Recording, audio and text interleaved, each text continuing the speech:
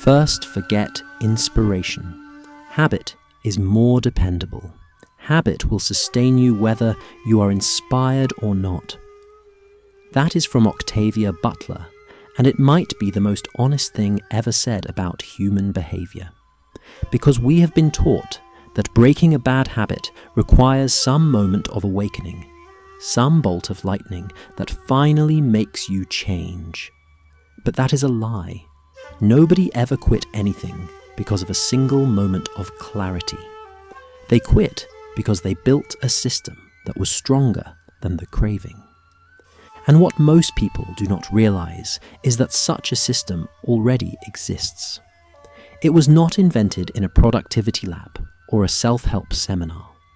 It was forged centuries ago in feudal Japan, refined by samurai who understood that the battlefield of the mind is far more dangerous than any physical war.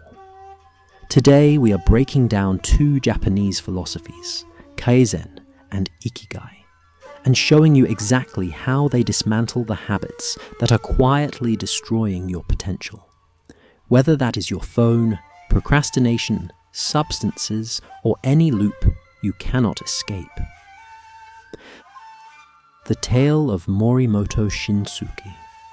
In the early Edo period, around 1635, there was a retainer in the Mito domain named Morimoto Shinsuke, known for two things: extraordinary talent with the brush and an equally extraordinary dependence on sake. He was not a violent drinker, which made his problem worse, because nobody intervened. He simply drank every evening until the candle burned out. By morning his hands trembled, his calligraphy grew less precise, and the work that once earned him respect slipped away like water through open fingers. His lord summoned a Zen monk named Enku from a small temple outside the castle town. Enku did not lecture Shinsuke about discipline. He did not tell him to stop drinking. He sat across from the retainer and asked one question. "What were you before the sake?" Shinsuke paused. Nobody had ever asked him that. After a long silence, he answered, "I was a calligrapher. That is all I ever wanted to be." Enku nodded. "Then we do not need to remove the sake. We need to return the brush." He instructed Shinsuke to do one thing each evening before he poured his first cup. Sit at the writing table, prepare the ink, paint a single character. Only after the brush touched paper was he permitted to drink. The first week, he painted one character and reached for the sake immediately. But by the second week, something shifted. The act of grinding the ink, centering his posture, drawing a stroke, it stirred something the sake had been burying. Within 2 months, he was painting for an hour before he remembered the cup. Within 6 months, the cup sat untouched most nights. Nobody took the sake away. He stopped reaching for it because his hands were already full. Why habits hijack your brain? What Enku understood intuitively, neuroscience has since confirmed. Bad habits operate through your brain's reward circuit, driven by dopamine. When you engage in a behavior your brain links to pleasure, dopamine floods the basal ganglia, reinforcing the behavior as a loop.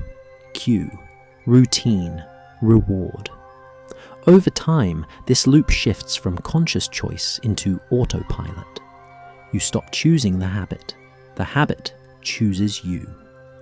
Researchers at Stanford have shown that repeatedly overstimulating this circuit causes the brain to reduce its natural dopamine production. Normal pleasures start to feel flat. You need more of the behavior just to feel baseline. You are not weak for being caught in this. Your brain has been rewired. But the same mechanism that trapped you, neuroplasticity, is also what can free you. The method, Kaizen. This is where Kaizen enters.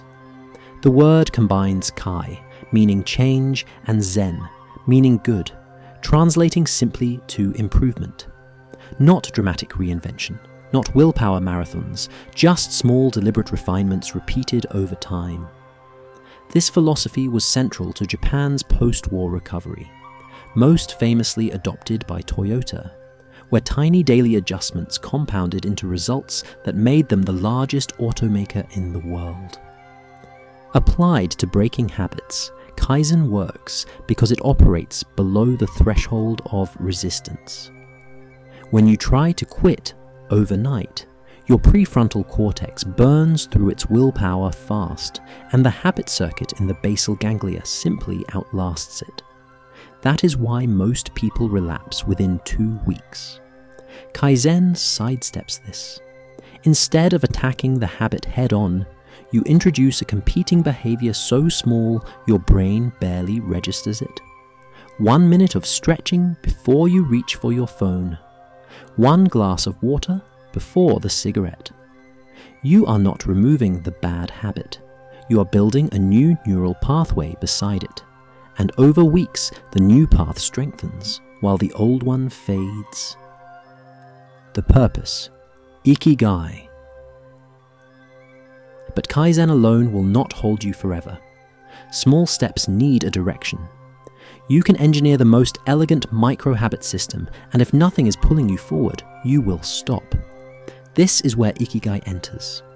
The word comes from Iki, meaning life, and Gai, meaning worth.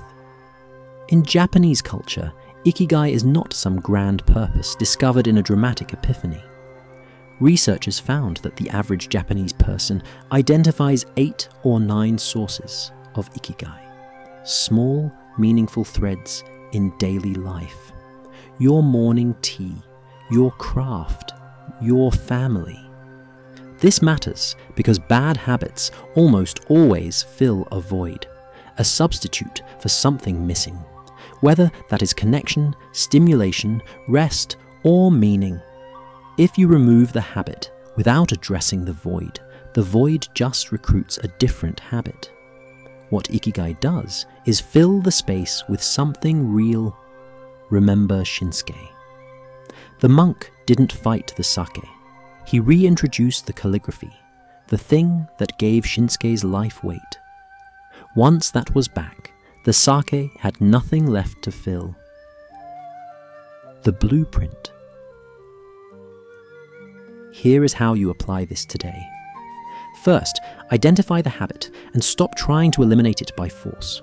Use Kaizen to introduce one small competing action before or in place of the habit. Make it so easy, failure is impossible. Second, ask Enku's question. What were you before this habit? What makes you feel like your time matters? That is your Ikigai. It can be drawing, cooking, walking. The point is, it fills the space the habit occupied. Third, protect the ritual. In the samurai code, discipline was never about willpower. It was about structure, about building your day so the right actions happen almost automatically. Attach your new action to a fixed point in your routine, same time, same place, every day. The neuroscience confirms this. Habits form fastest in stable contexts because the brain's stimulus response system thrives on consistency. Conclusion. There is a Japanese saying, Nana korobi ya oki, fall 7 times, stand up 8. But the deeper lesson is not about resilience in the way we usually think. It is about accepting that you will stumble, that the old habit will call you back, and that none of that means you have failed. The system is not about being perfect. It is about returning, every single time, to the brush, to the small step, to the thing that makes your life worth the effort of living it. If this resonated with you, leave a like, subscribe if you want more, and I will see you in the next one.